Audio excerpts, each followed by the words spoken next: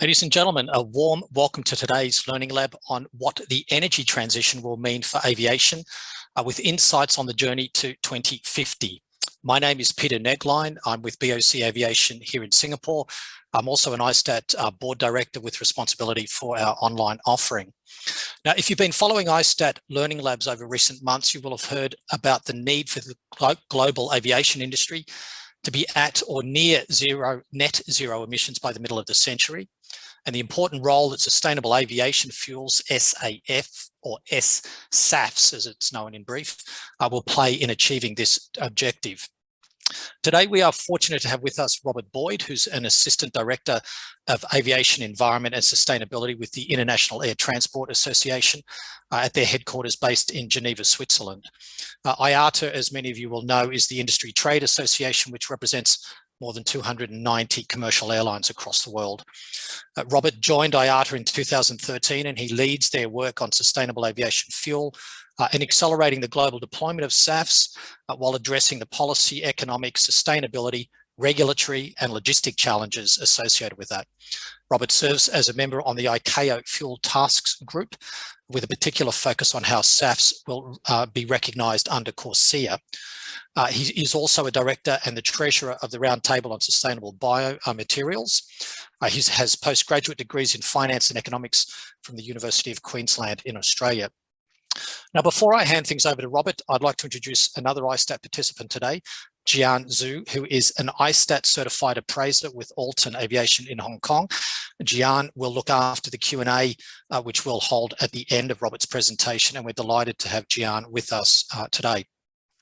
Now, if you'd like to ask questions through Robert's presentation, please click on the Q&A button at the bottom of your screens and list your question there. And before I hand it over to Robert, today, certainly here in Singapore, is a public holiday for the Muslims faith, and we want to send our best wishes or Eid Mubarak to all the Muslims that are on this call or perhaps listening to it on demand at a later time. Finally, you will have seen that within the last hour, Jeff Bezos and Blue Origin have blasted off, reaching an altitude of in excess of 300,000 feet, and thankfully they've safely returned to Earth. And that's a great reminder of how human ingenuity can solve problems which are really important at this time, especially when we have so much media attention on the COVID virus. Nevertheless, we have a very interesting presentation ahead of us, and I would like to thank Robert for joining us today, and I will hand the floor over to him. Robert, it's all yours. Please go ahead. Well, thank you very much, Peter, for that introduction, and a very warm welcome to everybody today. Thank you for giving up your time to join this. As Peter says, it really is an interesting and topical topic at the moment, is this decarbonisation challenge. And just while I'm saying that, I'm just going to bring up this presentation so we can kick this off. Yeah, it really is an interesting challenge that the aviation sector has ahead of it, and it's become almost sort of common, almost dinner table or dinner party conversation in sort of recent years. And just that fact in itself, I have found very interesting, having been part of this this journey, I suppose, for the past decade or a little bit more. So what my plan is today is to try and sort of address the core question, as Peter presented it to you, that we do have this energy transition, which is just starting for the entire aviation industry. And it's sort of in a very small sense, it may seem quite manageable, but when we expand it out, it really is quite a seismic shift in, certainly how aviation has operated in the past. But I'll try and, I guess, bring you historically up to how we've got to where we are today, and then explain how we see the remedies for addressing our CO2 emissions. And I'll explain also why we think SAF is going to have to do, as I've put it, the heavy lifting. I think it's fine in perhaps many forum and popular media and whatnot to really see this rhetoric of, well, SAF is the silver bullet. But it is a fair question to say, well, why does the industry feel that's the case? At the end of the day, this is about CO2 abatement. So I'll try and sort of demystify that to a degree, but also walk through some of the, the technical, the sort of sustainability considerations, some of the policy nuances that are occurring in different parts of the world. I will address certainly my perspective on the price conundrum that's sometimes put to one side, almost in the too hard basket, but it's incredibly important when we're talking about a transition of this type of size. And then I'll give you some thoughts on what the future is going to look like and some of the key things, well, strategically, that I would be certainly having my antenna raised on, you know, if I'm in a strategy role in any part of aviation.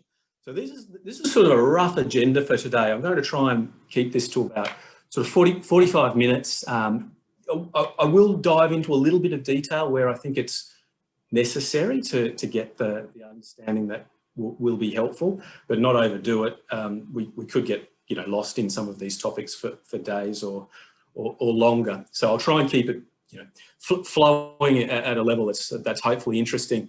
But of course, if there is something that really is on your mind, or there's something I say that isn't clear, or you want to know more, please do use that chat function to you know, to explore some of these things in a little bit more depth. So firstly, I'm going to let's have a bit of a historical look at how has aviation actually performed, you know, in the past. And this would be easy to sort of sit here and give the industry a pat on the back. And in one sense, we can. I mean, aviation has been very good at improving its efficiency year on year now for, well, you can see here for 30 years. That's, you know, fuel use per RTK has had impressive reduction. If you think about what the general economy, or what rate of improvement the general economy has run at, this is about twice as good. However, there's a few caveats that are really important. Well, the obvious one is we're incentivized to use less fuel. You know, it's a big cost. So naturally, yes, okay, it has an environmental dividend using less fuel, but there's also economics, which, if we're being fair, has driven most of this efficiency improvement, certainly through the 90s and the 2000s, and it's perhaps the last decade that sustainability has become more of an apparent issue. But one of the things is when you decrease the cost of providing the service, of course, it becomes incredibly more popular. So you can see over the last 30 years, the number of passengers moved or enjoying the services of aviation has rapidly expanded. And with that, net CO2 has grown. So that's the problem. So aviation is still, you know, let's pretend pre-COVID. Let's go pre-COVID. Pre-COVID, aviation was growing its CO2 at a rate that needs to be addressed. That is very clear. So that's the problem for aviation. There is a decoupling, but it's still growing at a net level. A lot of these improvements that we've seen have come from measures such as operating the aircraft better, or particularly from replacing the fleet. So these big dividends, these big efficiency dividends come when you go from an older generation of aircraft and move, you know, to a 20-year more advanced generation. And you might get a 20 or 30% even efficiency improvement. But there is only so much improvement that can be squeezed out of these measures, and I'll talk to that in a little bit more depth. That's a backdrop as to sort of where we're at. Furthermore, sorry, Robert, can I just stop for a second? Your audio is coming in and out. Is it possible we could keep you on camera and just switch to the online audio that we discussed earlier? Yes, sure. It sometimes you're really clear, and other times the sound quality drops off quite a bit. So if the audience will bear with us for a few seconds, Robert will have to join us via an audio link to improve the sound.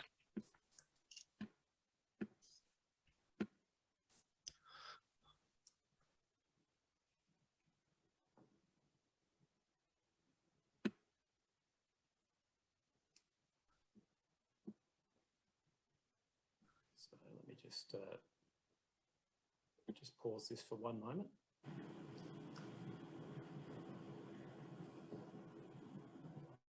I'm just going to have to stop sharing for a minute as well. I apologise, so I can get the chat.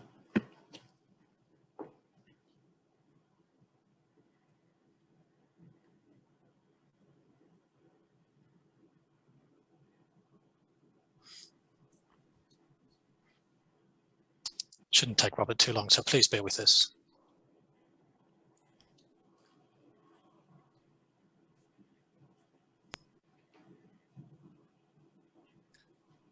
Ihre Sitzungs-ID und ein Rautezeichen ein. Press 0 to choose English.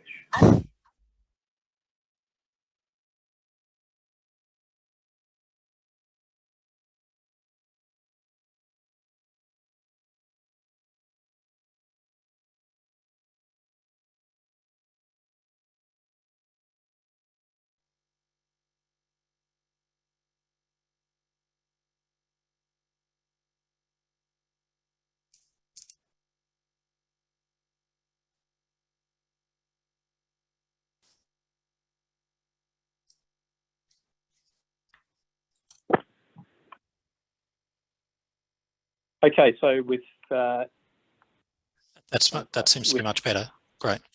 Okay, thanks, Robert.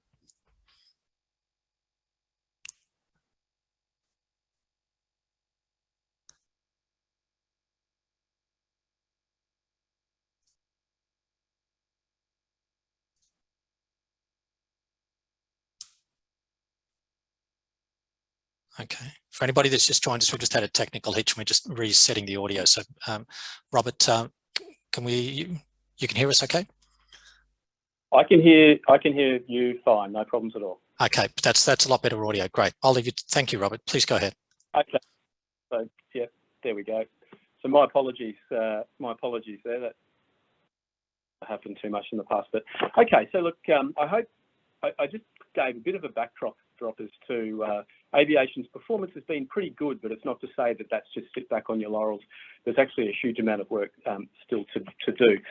It is relevant, I think, just to remind us that aviation was the first and only international sector actually to set quite ambitious environmental goals some time ago. This was now 12 years ago, where there was an incremental efficiency improvement committed to in 2009. Then there's this carbon neutral growth, and I'll talk about that in a policy sense. But really the big one, and this is what everyone looks at today, is decreasing our net emissions. Well, the goal at the moment is to halve net emissions by 2050 relative to the 2005 level. And of course, there's even more discussion about net carbon zero. So what you can see in this chart, with the dotted red line, that's a 1990 efficiency level if we did nothing.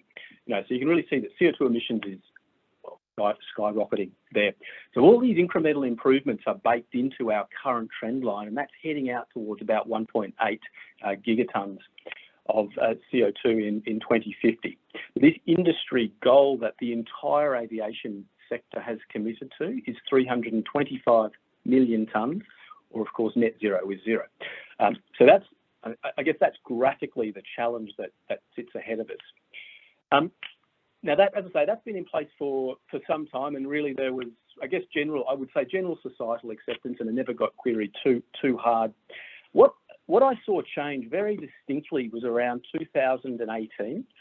This particular report, that the IPCC brought out, which really identified 2030 as an environmental tipping point, and this focus on 1.5 degrees and a real call for action. That, honestly, if I'm identifying one thing that changed perception, media, corporations, and to a degree public, it was this report. Mission Possible was another one, which really focused in on the hard to decarbonise sectors and looked at what could be done, number one, but also what would the costs of decarbonising these hard to decarbonise sectors be. Then what happened after that, which was the first time I'd seen this, is the common media started reporting on these things. So it wasn't just sort of environmental magazines and articles and whatnot. It was Bloomberg. It was, just before this, I had Wall Street Journal contacting me about things, but that's almost weekly basis now. It's these major tabloids and major news articles. This is their sort of core things they're reporting on. So of course, it's really broadened the conversation. It's out there very much in the public domain, and this has also morphed into discussions, the political sphere. So things like expanding infrastructure, new airports, all these sorts of things. And we've seen this activism grow. From an investor point of view, we track a lot of the, sort of the discussions that go on at the annual general meetings and these things. We saw an incredible spike in investor and owner interest in environmental topics. And what's perhaps really interesting is this hasn't plateaued, or hasn't declined. It's plateaued at this extremely high level. So I think many of you who've joined us today would be well aware that this is such an important topic from a corporate perspective, and I don't see that changing. But the story perhaps gets more interesting. You couldn't dream up a better twist than throwing COVID in the mix. Absolutely extraordinary devastation to the aviation industry from a financial standpoint, aside from all the other human impacts. You can see the numbers on the screen here. The losses are honestly quite eye-watering. That 125 billion last year, that's half the nominal profits that the industry has made in total since World War II. So really, yes, there's been support. Yes, there is some sort of green shoots, I suppose, we're starting to see, but this the magnitude of this devastation for the industry has been second to none. I say that from the perspective that this would have been a very easy excuse to stand behind and say, you know what, environmental issues really aren't the most important thing for us right now. It's other matters, survival, restart, blah, blah, blah. What I've witnessed in the past 18 months is actually an sort of even more ferocious commitment to sustainability in almost every aspect, but also sustainability ambition. And this is a declaration middle of last year from the Airline Board of Governors, the governance body that runs all the commercial airlines. And they put out 5 sort of key principles for restarting aviation, and you can see there that aviation will meet its sustainability and environment commitments. So there's absolutely no backing away one bit from what's been committed to, and I've witnessed that absolutely firsthand in the role I've been in. And I think anyone in aviation should be proud of the fact that we've stood up when conditions have been at their bleakest and stuck to our values. That's a good thing. Not only that, governments are really turning up the pressure on all industries, but also their own ambition. So I'd say half of these commitments you can see on this particular slide have been made while COVID's been at its fiercest. So this is half of these have been in the last 12 months. And this momentum is going in one direction. It's very obvious. We're getting this huge cluster of countries committing to net zero 2050. That's an obvious trend there. So we're almost at sort of today. So if I'm talking, let's say, late last year, there really was almost not much interest in goal 1 or 2 anymore, because goal 1 and 2 for the industry are achieved if you meet goal 3. So the entire focus is all about, right, how do we get the serious decarbonisation happening? So the Air Transport Action Group, which is the entire aviation sector, had been, even pre-COVID, we've been working on a piece of analysis to look at, well, how do we actually get there? It's fine to have the goal, but how is it met? What would the different pathways be to get to 2050, different abatement options? So some of you may have seen Waypoints, good document. If you haven't, I recommend having a read. But the methodology was to take a look at, what can we still get out of technology? What about if we put all our effort into technology? Could it save the day, or is there only incremental changes? And you can see here that, yes, technology can play a role. If you really put a extremely high emphasis on technology under this T5 scenario. Now, this is things like radical new configurations of wings and aircraft design. And yes, you can see some sizable improvements, but it doesn't solve the problem in its entirety. So there are some limitations to what can be achieved from technology, even with every bit of effort on it. And I think we're more likely to see something like a T3 scenario in reality. Then there's always the discussion around operational efficiency. So what could still come from this, doing things even better? My general comment is a lot of the low-hanging fruit has been taken when it comes to operations. This has been the easy way to get, saving money back, if we think a decade ago, reduce weight, do things better, single engine taxiing, these types of things.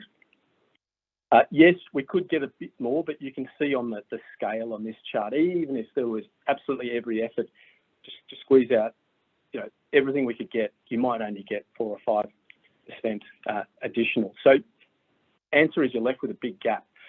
And at the moment, based on our best available knowledge, sustainable aviation fuel, given the energy density of fuel required for aviation, it's going to need to be a liquid fuel, and that's going to have to be a sustainable aviation fuel. Now, these quantities, again, it's all scenarios, but these are different quantities we model based on it, whether you put emphasis on SAF or whether it's perhaps more of just an organic growth or continuation of a current trend line. So it goes from, any of these amounts in 2050 are very large compared to today.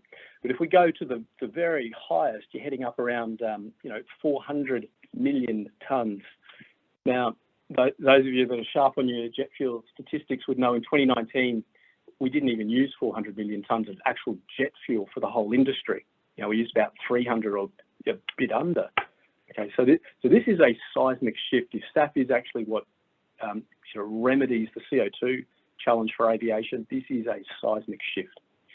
Now, these are the scenarios. I won't sort of go through them in detail, but we looked at different options, whether you put emphasis on technology or operations or SAF, etc. And then if we hone in on one of these scenarios, as this is scenario 2, perhaps relevant for the discussion today. Now, this is the scenario where we said, okay, we'll put our emphasis on sustainable aviation fuel. And you can see here that under this modelling, 75% of the emissions reduction is going to come from SAF or offsets. We can perhaps have a separate think about offsets, but the industry is quite clear. If we can do this in sector, that is the preference. Offsets are obviously are out of sector. Okay, so there we have a backdrop of. I wanted to sort of spend just that little bit of time walking through that to hopefully give you a sense of why I sit here from the position I'm in and often talk very enthusiastically about SAF, not just enthusiastically, but also the importance of what we think it's going to be for the decarbonisation. And I think it's given you a sense of the sort of the scale of this energy transition.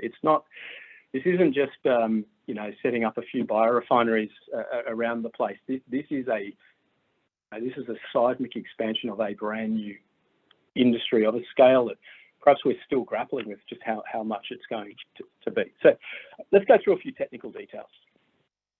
Why do we call it SAF? So in the past, if you followed this discussion for the past decade, I'm sure you've heard different words, and maybe still today, like biofuel, alternative fuel, alternative jet fuel, renewable fuel. They're all okay. They tend to mean the same thing, but there is a reason why, IATA prefers this. I prefer it as well. Sustainable is important. So I really think you must have the word sustainable in there because it has a meaning. And you can read the definition I've got here. But I deliberately separate this into sustainable and then aviation fuel, because aviation fuel, for the technical folk, has a meaning as well. It basically means it's safe. When we talk about something as verified aviation fuel, we know it's safe to go into our aircraft. We have good systems to ensure that. Alternative fuel can sound confusing, especially if you're not English as a first language speaker. That word alternative can imply, it sounds like it's different. Then in the second sentence, I'll be saying, well, no, it's almost exactly the same. So that's the reason why we tend to use SAF. We sort of agreed on a name about 5 years ago, and we've stuck to it, and it really has stuck, I think, in the common vernacular around this these days. That's the history. Okay, so again, on the technical side, this draws a little bit on history again. There were options when we're thinking about a new fuel industry. We could have just developed some brand new fuel, which may have been okay for engines built today, but may not be compatible with older ones, or may have needed a completely new sort of redesign, recertification. But there was a clear decision back a bit more than a decade ago to say, right, whatever is designed here as a new fuel or a sustainable fuel needs to be compatible with all existing jet engines. That was the basis. And that's how the ASTM standard, which was then developed, was built, off that backdrop.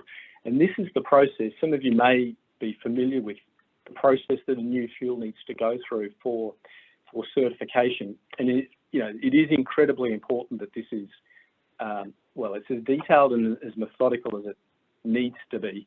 And that's purely for safety. Safety is always the number one consideration in aviation. I don't think that will ever change. So this goes through quite a long process, which includes 2 very detailed research reports, which get reviewed by the OEMs and can get sent back for sort of changes, additional fuel samples, whatnot. So it really is the technical experts from the OEMs that put in a huge amount of effort in ensuring that the fit for purpose criteria is satisfied under the ASTM standard, and ultimately there'll be a vote within ASTM, and we have now had 7 different fuels approved as fit for purpose to operate in any existing jet engine once they've gone through a blend. But this is the first sort of ASTM test.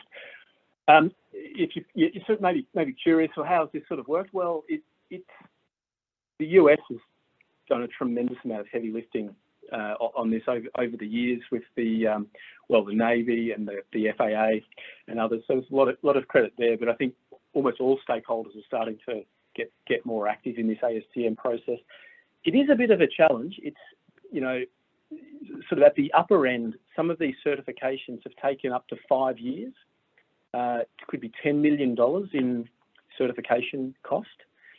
And I find this a bit curious not curious, maybe not the right word, but these days there's this almost desire for everything to be instant. Why aren't there thousands of sustainable fuel facilities everywhere in the world and whatnot? Well, the reality is this all takes a lot of time. So there's been a huge amount of groundwork doing the technical foundation for what will become sort of a big industrial industry, but this is vital.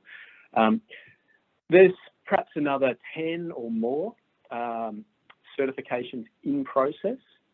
They're progressing through this. That's very important. The more pathways, the more technical pathways we have to make the fuel, the greater opportunity there is to put downward pressure on price through extra supply. So there's your background. This is the standard for anyone that is interested in this, is ASTM D7566.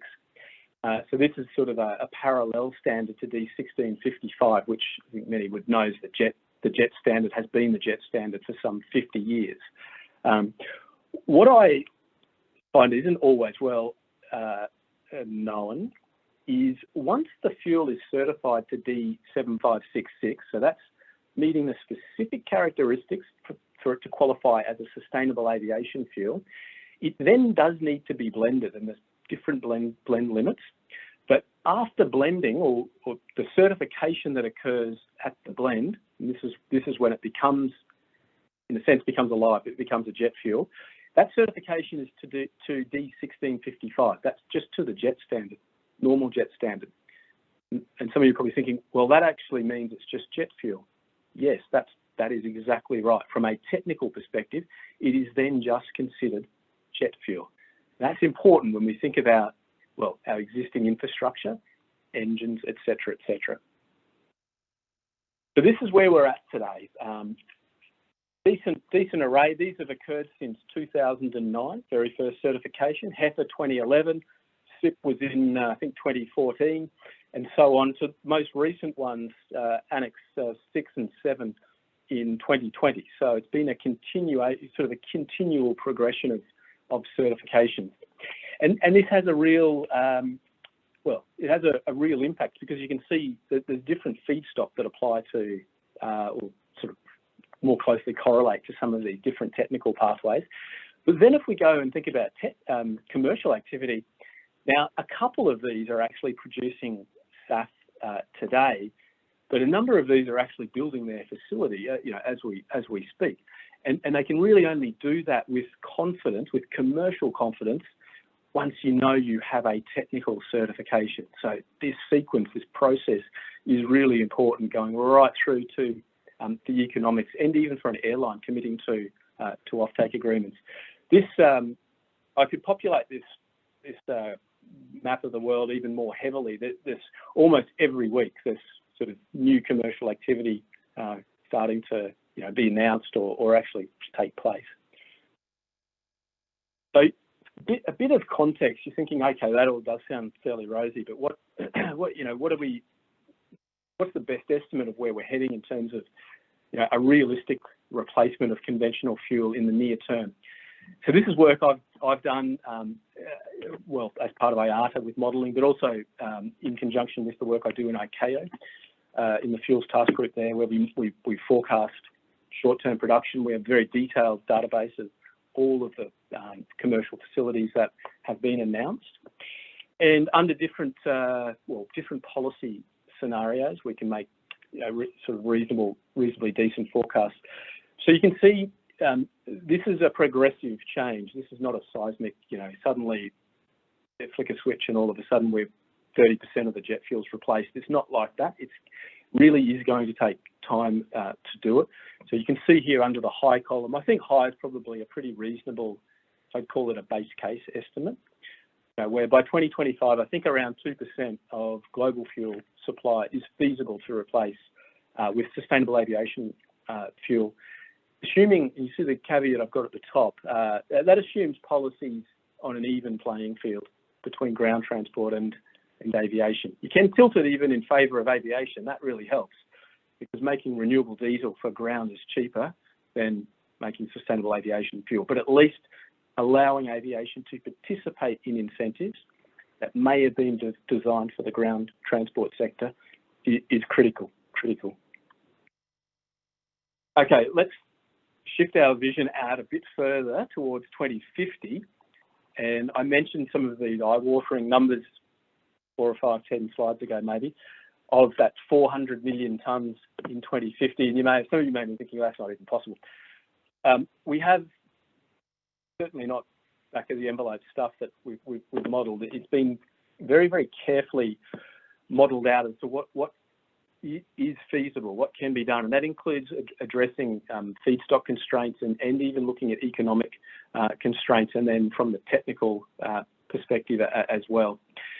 And again, under a scenario range, these very high levels, so let's say high at 300 million tonnes going up to a max type of scenario would be every single government lines up and has appropriate policy, and that's probably a bit of a fairy tale, that scenario realistically. So I think you're more in that high scenario, but we can get extremely large penetration of SAF for aviation going out into the long term. I just wanted to share some of that techno-economic work that we've been doing. Okay, so just shifting gears slightly to infrastructure. This is very topical if you interact with airports or whatnot. Understandably, airports are incredibly interested in what's going on with becoming more environmentally conscious, and particularly things like the introduction of SAF. There's a couple of key issues here. Many airports are thinking, right, we need to make changes, we need to prepare. My view, and I think it's very well backed up by the technical side of SAF. As I said, when SAF is certified post-blend, it's certified to D1655. It's just jet fuel. So we don't need any new infrastructure. It's actually one of the beauties of SAF when you think about other alternatives like hydrogen, electric, etc. So no new fuel hydrant systems. No changes to the existing airport fuel farm. Blending is an interesting question. So as I said, this fuel does need to be blended. The maximum blend today is 50%. Some of the regulations state that the fuel must be blended off airport. And that's sort of that conservative approach of reducing risk factor, that somehow there might be some neat stuff that accidentally got introduced into the system and it wasn't pre-blended and pre-certified appropriately. So best practice is that fuel is blended off airport, and that's what happens today. That may change, I suppose, if we get to 100% blend limits, which I think really is feasible in the future. But today, blending is off airports. There is a role for the airport. The major role is supporting the policy discussion, really helping get the incentives to help many of these industries, which are new companies, get past the valley of death, get their first plant, second plant, third plant. We then get the economies of scale. You start to get lower risk when the technology is demonstrated. That's really at the stage we're at. And then I think the second opportunity is education. Airports have a huge flow of human eyes, and often it's just sitting on a seat waiting. Great opportunity to really help not just corporations, but I think the public better understand what the energy transition will mean for them, and sort of demystify some of these questions that they could have. And I bet for some, or for many of you, you're thinking, well, I've heard a lot about hydrogen lately and a lot about electric, probably especially hydrogen. It all sounds very exciting. I've seen some nice, some sort of fancy, great innovations that look like they could come along. That's true. Do I think there's a necessity to act right now on hydrogen infrastructure? The answer is no, I don't. And I'll tell you why. Best case, we could have a narrow-body hydrogen aircraft in the middle of the next decade, 2035. That's what Airbus has put forward proposals supporting that. What you can see when I look at the industry CO2 challenge, I look at it as the entire industry. And the bulk of our CO2 challenge is in the long-haul sectors, long-haul aircraft, the wide bodies. At the moment, we don't expect, even by 2050, to have a viable replacement for the wide-body aircraft. Around 70% of our, sort of, if you call it a challenge, our CO2 challenge is in that area that's going to need SAF to do the work for us. So yes, there definitely will be, kind of small boutique sectors that make sense for electric, and gradually I think will expand and there'll be some short-haul hydrogen operations, which probably will have lower range, but will be perfectly feasible, probably in the mid-2030s, and that will develop.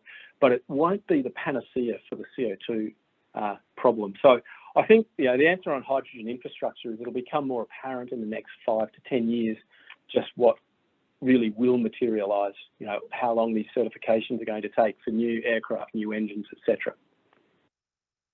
Okay, so a bit on now the sustainability feedstock side. This is really really important. This is just a quick description of how I see the trend going for the use of the feedstock on planet Earth. So I've said we can achieve very high levels of SAF. That's true. But what we're going to do is sort of sequentially go through the feedstock pool and use what's most economic, based on time. So we're at, the oil, these days it's mainly waste oils, used cooking oil and tallow, some dedicated rotation crops, moving towards municipal waste, these sorts of things, lignocellulosic material, waste gases, alcohols, and ultimately I think we'll probably have a big expansion of perhaps the most elegant, from a sustainability perspective, alternative, which is power to liquid, so synthetic fuel using CO2 from the atmosphere and creating green hydrogen. So from renewable electricity, you can make green hydrogen, then you get a hydrocarbon, and that really has unlimited feedstock potential. So that's the trend we'll see, and we're really at the embryonic stage of this trend, starting to see a little bit of MSW, come on now. If you're thinking, when one of the questions in the warm-up was, well, what could the life cycle improvement for these fuels be? And the answer was 80%. And so this is sort of based off this idea here. It's not a limit of 80%. It can go higher. I mean, it could actually go over 100. It's not impossible. But the concept is, let's take biomass. Let's just take something that's growing. Well, it uses CO2 from the atmosphere, photosynthesis, to grow. You know, it'll put some of that carbon actually down into the ground. That's where you're getting your sort of your negative carbon side of the equation. But then you will spend some carbon to transport, process, refine, get it to the wing of the aircraft, and then ultimately when it goes into the aircraft, it still produces the combustion emissions, just like conventional, but you start with a negative CO2. And this happens at a speed, when we can grow something like biomass, it happens at a speed that can be renewed, can be done over and over in a sustainable way. So that's the concept there. Here's some just some metrics that we use in the ICAO world of how would you sort of assess something as being sustainable. So you can see here some key themes, whether it's you know, a greenhouse gas reduction that can be measured in a percentage, so 80%, 10%, 50%, whatever. Carbon stock, water, oil, air, soil, air, etc. All of these things are very important. Perhaps the most relevant thing to say with sort of these criteria, I'm sure some of you are thinking, well, how is this measured? Is it the airline saying it's good? Is it the fuel producer? No, it's not. It's independent sustainability verification schemes. Peter mentioned in his introduction, I've been on the board of the Roundtable of Sustainable Biomaterials. So that's one such sort of organisation that verifies sustainability. So they're independent, and that's and they're experts in you know, verifying sustainability. So it's really important that this arm's length distance for sustainability verification, and these are sort of the criteria that you need to satisfy. To be what I'd call best in class, this would be a fairly best in class thing when you start to get to human rights and, you know, food security and these sorts of things. Okay, so now to the sort of the changing gears again slightly of, well, how do we make this happen? And this is what policymakers are putting a huge amount of attention on at the moment. You probably, well, the most recent one that has been in the media is the Fit for 55 just last week. A huge package that's just come out of the European Commission. But all of these dots, with perhaps some relevance to how big I've made them, is the size of the policy initiative going on. So I guess you get a sense that there's kind of stuff going on everywhere in the world. I would say what's happening, particularly now in the US with the new administration, looking at some of these state policies, which may sort of expand to be more federal policies, is important. It's no surprise that a lot of production that's occurred in the past 4 or 5 years has actually been West Coast USA. So if you sort of think with the economic hat on, yeah, people will set up and start producing and start delivering a sustainable fuel into a policy environment where they get the best economic return. So that trend I don't see stopping. There may become a bit of policy sort of competition for these fuels. Of course, the big sort of oval is Europe. That's now being caught under a major scheme called Refuel EU. I'll mention that sort of briefly, but it's fair to say there's policy initiatives now at some level of development or progress in almost every part of the world, which is great. And even a number that's public-private initiatives like the World Economic Forum, Clean Skies for Tomorrow, some of these sort of incubators for new projects, new plants, and even then at the global level, you've got ICAO, which is working on, well, different types of policy to advance either decarbonisation or SAF specifically. But again, now we're at the ICAO level. I'm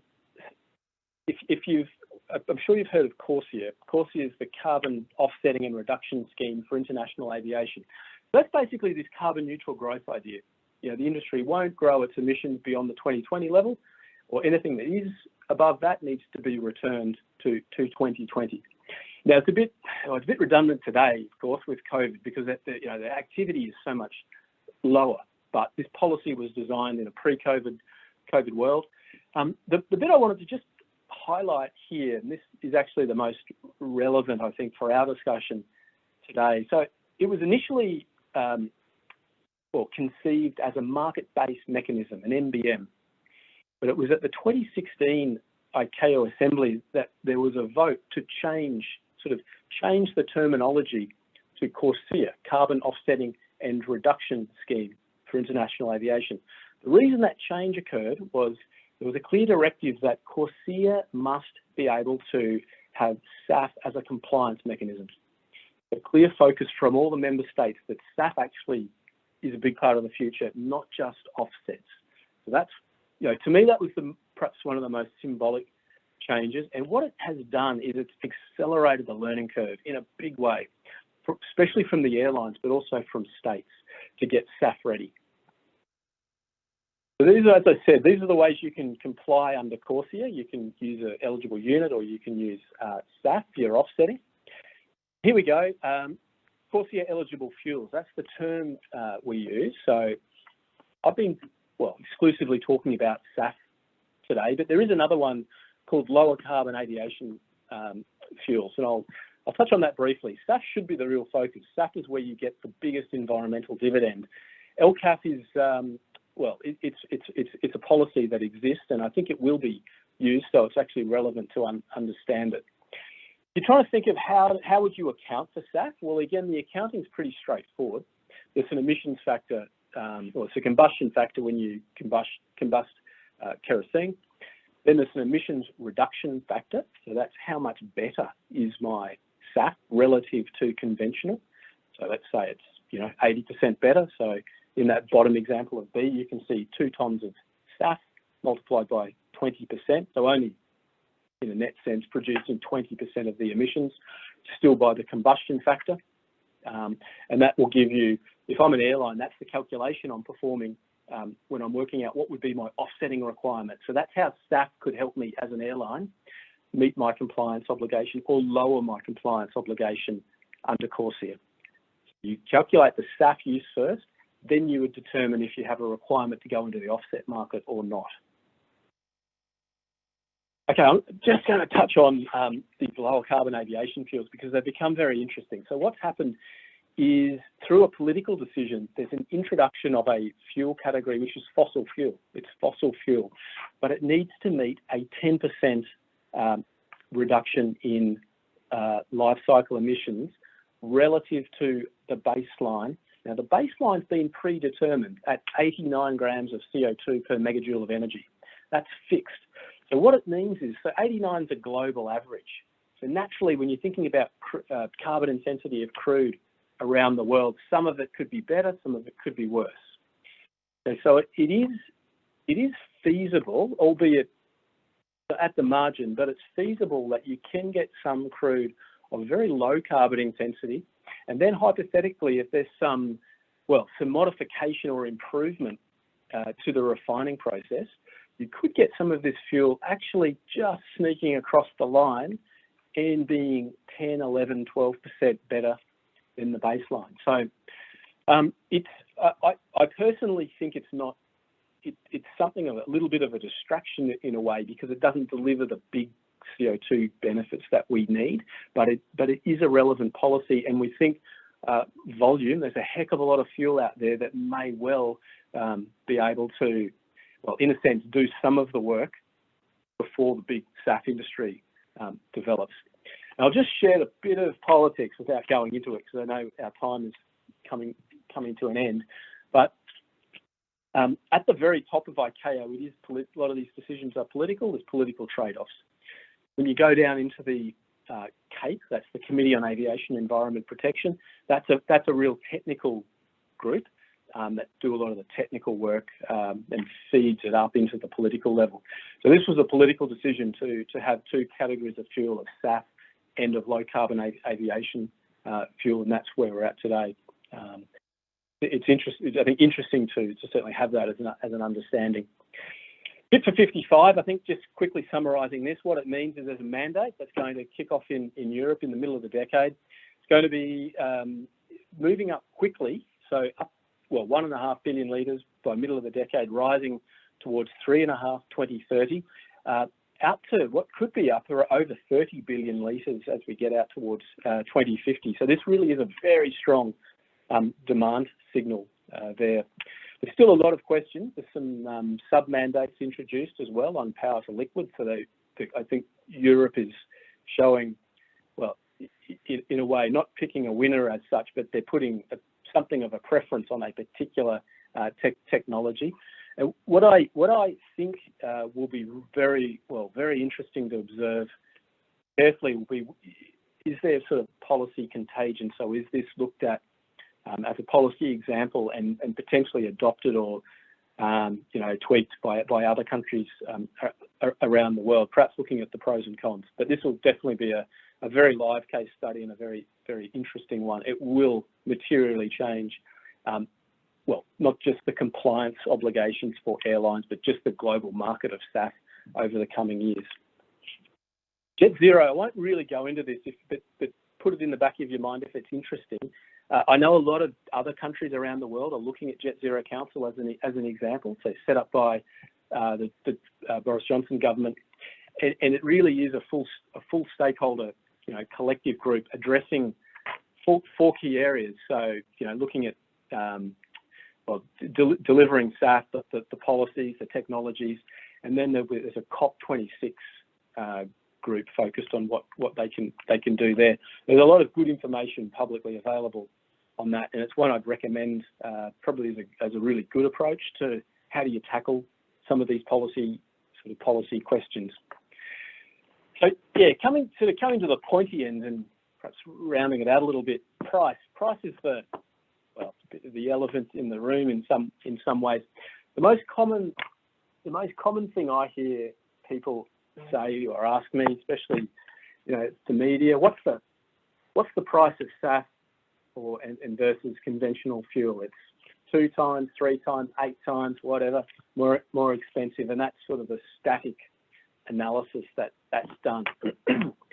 What I think needs to be done, or what I very strongly can back up, that for our strategic thinking, is how do you look at SAF being competitive relative to conventional fuel? So for those who remember their economics 101, there's a apples and apples comparison, or there's an apples and oranges comparison. So in my view, comparing SAF, nominal price of SAF, and the nominal price of conventional kerosene is an apples and oranges comparison. It's actually not accurate, because with SAF there are different ways to make the agreement more or less competitive. So a traditional jet fuel agreement will be shortish in time frame. It might be 12 months or 18 months. Some SAF offtake agreements, they even go out 10 years. So there's sort of some embedded hedging elements in that. There can be sort of a price escalation clause. There can be upside downside clauses when it comes to policy introduction. There can be, we've seen already, equity investments by airlines into SAF production facilities to get a better value at the end of the day. And then there's the embedded sustainability value, not just today, but what that value might be into the future. So that's where it becomes quite in a way, a bit of a complex strategic and modelling assignment to sort of determine, well, what is the value of my SAF offtake over the life of the agreement, which could be 10 plus years. And this sort of leads into this chart here where you say, well, could SAF become competitive? Yes, it can. So if you apply some assumptions here, which I've done, so the starting point of this chart is real numbers. This is a minimum selling price for HEFA at about $1.10. This is a modelled minimum selling price based on full real data, and approximate price of conventional kerosene when I drew this up last year. Now, you apply some assumptions, a growth in the cost of burning conventional kerosene, an efficiency improvement, year on year. It doesn't even have to be particularly aggressive, just a couple of percent. And you can find you get to this point where, okay, the lines intersect and you're starting to get either price parity or very, very close to it, even on a nominal sense. So I think this is the strategic thinking that's going to be further developed and go on, and it's got to be a critical part of what airlines are doing now as they think of their fleet and sort of how they will operate over the next, well, decade, but I think even beyond that. So let's really round it out with a few facts. So some of these were in the warm-up questions. So where are we at 2021? Where are we at today? Even in the COVID sort of, these are COVID real numbers. It's not, that's way beyond a sort of a demonstration, or, you know, I would advise heavily against an airline doing a one-off flight just for the sake of media or whatnot. If it's for learning, terrific, but not for the comms value. We are well past that. This is really now, you know, starting to become a business as usual discussion for airlines, not as it was perhaps 5 years ago where you did a test. The volumes are still relatively low, but they've increased, you know, almost exponentially in the past 4 or 5 years. But that 100 million, whilst it sounds impressive, is still about 0.06 of 1% of total jet fuel that will be used this year. You know, so it's still a drop, still sort of a bottle of water in a swimming pool. That's sort of the analogy we're talking. But, you know, this exponential growth, even into the short term, even out to 2025, is going to be sort of an incredibly steep increase. But as we go beyond, you know, we're going to see really aggressive scale up of this industry. A lot of countries getting on board. I mentioned the technical side. That's good progress. You know, 80% these days is about base case where it comes to CO2 improvement. A decade ago, this number was 30%. So we get improvements in every part of, you know, the effort here. And there's about 7 billion now in forward purchase agreements from airlines. And I think we're just really seeing this start to get momentum too. This is going to, you know, accelerate further, and it needs to. You know, the industry needs to step up to help the business case for, you know, for a lot of these facilities to get the financing that they need. Very quickly, you know, net zero is so topical, and maybe it's a question on your mind. What would it be to go to net zero? Well, in CO2, it's about another 12%. So if you think of that chart I showed you at the very start, where I had the line going out and then eventually going down to 325 million tonnes, and you calculate all the CO2 underneath the emissions line, going down to zero would only add 12%, so not very much. But it's probable that the marginal abatement cost of the final 12% is the more expensive. That's a consideration that the industry is grappling with a bit at the moment, as to, you know, how do we bring everybody on board to make that next step to be sort of lined up with some airlines already there, but also a lot of governments. And I think, you know, to be consistent with the 1.5 degree it's sort of challenge that I think the entire world is aiming for by 2050. Here's some of the airlines that have already, you know, made that step, and some of the alliances. I think this is a swelling cluster as well. It will grow. And just yeah, to finish it out.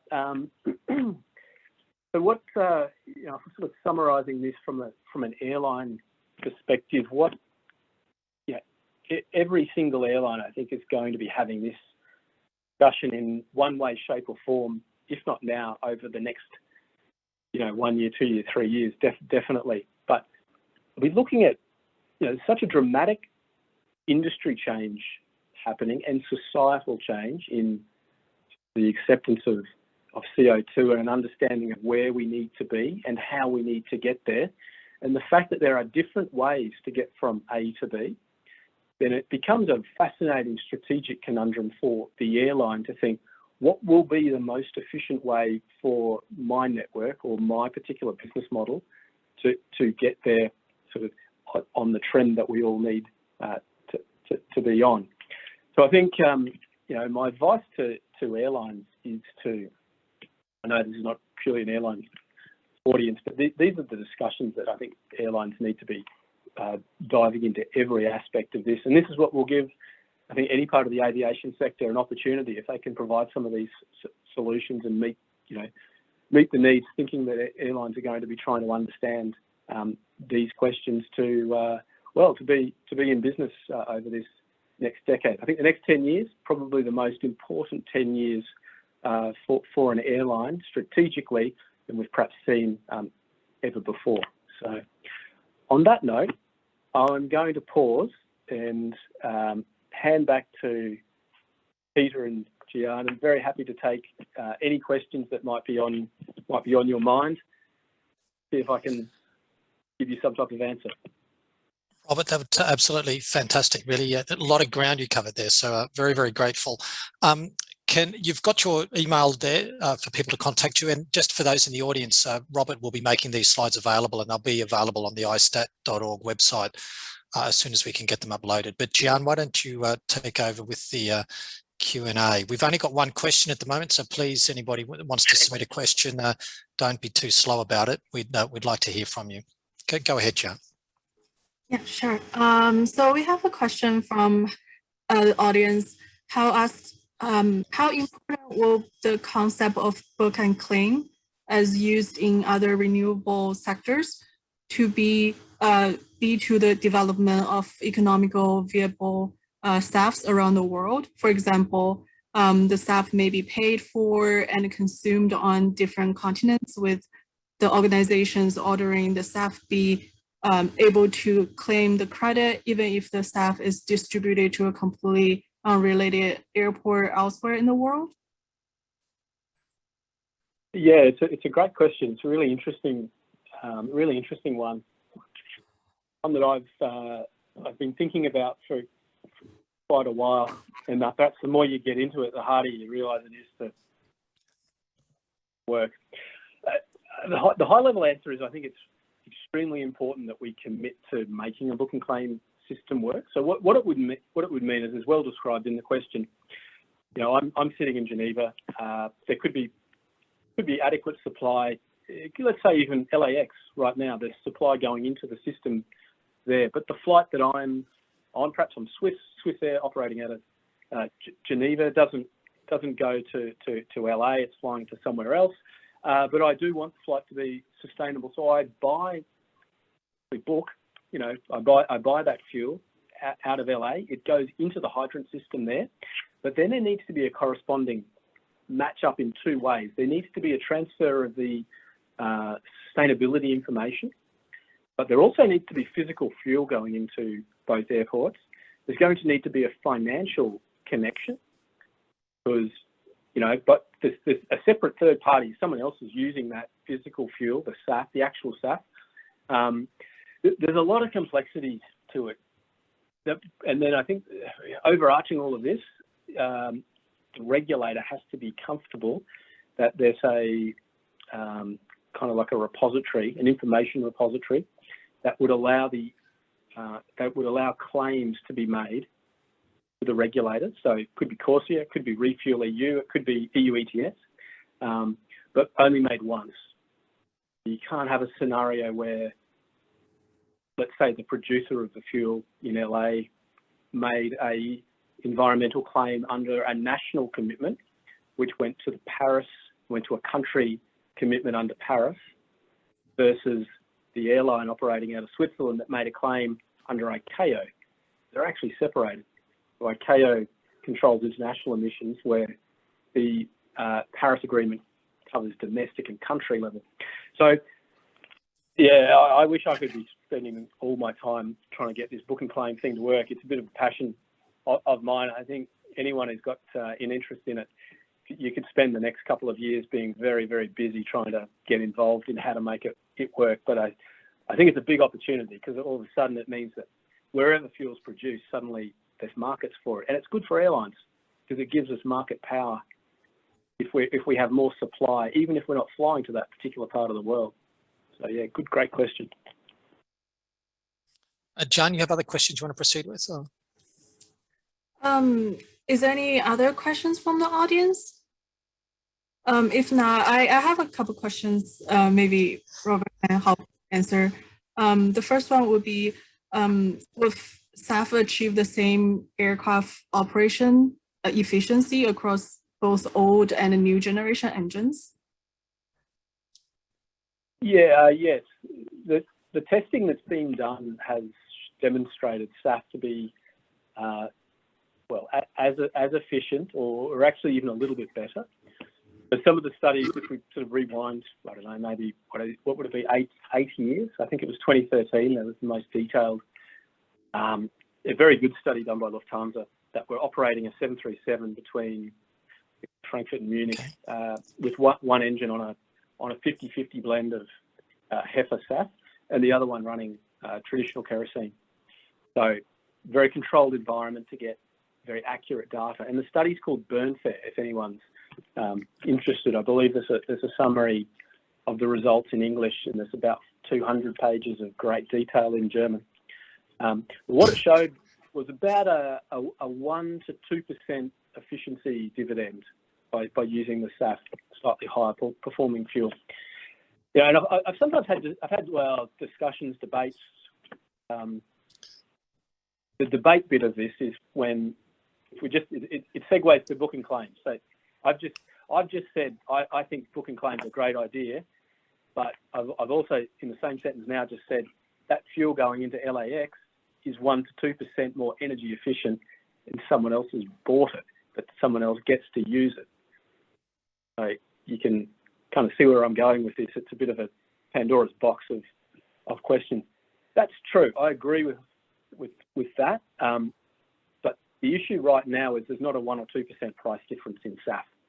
So I think that's something we have to just accept, that is the reality. Yep. If we get it down to where the margins are that fine, I can understand an aircraft operator or even an engine. Some of the engine manufacturers are quite interested in this topic, saying, well, no, we want the SAF to be going through our engines because it's better, less maintenance, all this sort of thing. So, but I think commercials at the end of the day will dictate the answer to that question. But yeah, in your just explicitly answer your question, yes, small dividend, 1 or 2%. Yeah. Carry on, Jo. Yeah. So the next question I have is, how is the current supply of SAF or the near-term supply of SAF? Will it be enough to replace the traditional fuel? Like, will there be sort of limitation of production of SAF that sort of makes it difficult for airlines to replace SAF for traditional fuel? Yeah, so I mean, to replace the entire jet fuel pool is a long-term assignment.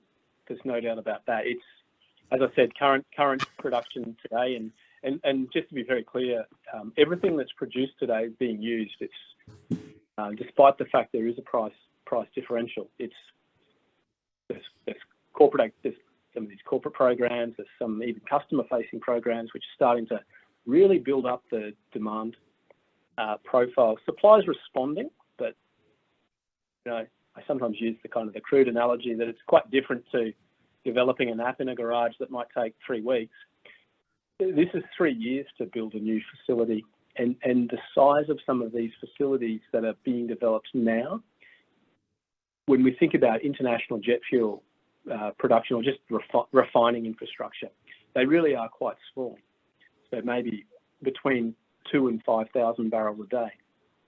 So we think some of the biggest refineries that exist in the world, I mean, the very biggest are 1 million barrels a day. Yeah. You know, so it's at a different scale. So I think, you know, you may remember to that one of those early charts, and you can refer back to it. But I showed what our forecasts are for the potential replacement even out to 2025, and that number I had under the high scenario, which I call base case, that's about 2%. So yes, everything's happening in a big way quickly, but I think we have to remember that jet fuel pool is massive. It really is huge, and it's going to be, you know, this is a sort of a decade process probably to make any noticeable, like 5 to 10% dent in that. You're going to have to see from the 2030s to the 2040s is where you'll if you think about an inflection curve, okay, that's when the supply of SAF is going to have to do this. But there should be a lot of de-risking done by then. There should be a lot closer to sort of price competitiveness. I think a lot more government will be sort of it'll be a non-negotiable condition of operation almost in whatever part of the value chain you're in, that there'll be tremendous energy and money directed into a really rapid expansion of this. Gian, do you have any more questions or? No, that's all the questions I have. Well, look, Robert, can I just ask, that you've covered a lot of ground and it's enlightened me a lot, to be frank, but where can you go for reading? What do you recommend? And I'm saying that from the point of view that you've highlighted, it's been changing a lot the last few years. It's going to change a lot more over the next decade. What should we be reading? What things should we be subscribing to be able to track and monitor the progress that's going to happen? And as you said, there's stuff coming out every week, so there's a lot of news flow to keep abreast of. What do you recommend to educate us and keep us informed? Well, I think a document that I showed a bit earlier in this presentation, so folk can refer to the name there, called Waypoint 2050. Yep. That was developed by the industry. That's probably 100 pages. It's free online. You can Google that; it'll come up. That's a really good document. I think it's very understandable in all the topics that it addresses. If it's purely technical, if you're really fascinated in all those sort of the chemistry or the physics behind it, I'd go to places like ASTM, the certification area, and dive into that. If it's sustainability, then some of the sustainability verification bodies like the RSB, the Roundtable on Sustainable Biomaterial, rsb.org is a pretty simple one to remember. Lots of information there. They've got a real interest in aviation, good material. That's great reading. Morphs into policy. If you're really fascinated with policy, jump on the ICAO website and have a read of the SARP, the Standard and Recommended Practice, on how policy has been developed. It's not short on detail. I forewarn people. Or IATA. IATA has some decent material as well. We try and keep it factual, try and sort of take out, if it's not a position paper, then it's just purely aimed at just being factually informative. And what about media outlets that are just more week to week, month to month, commercial, production related type activities? Yeah, I look at Green Air Online. Okay. That's good. Biofuels International, they put out a good publication every 2 months, and the emails, and Jim Lane's Biofuel Digest. Right. Yep. Jim's he's every day he has more information and sends it out, and he packages it usually in quite a friendly way to digest in 5 or 10 minutes. That's probably the first one I'd sign up to, is Biofuel Digest is Jim's one. Okay. Excellent. All right. Well, look, we don't have any further questions online. I suppose at this stage we should probably wrap things up. So, Robert, really, really appreciate your time, your presentation, and all the food for thought that you've given us. Really, really insightful. So, very grateful for that. Thank you. And Gian, appreciate you joining us today. Great to have you on board, and hope to see you again. So, thank you everybody for listening and staying with us. And we wish you all the best, and see you soon.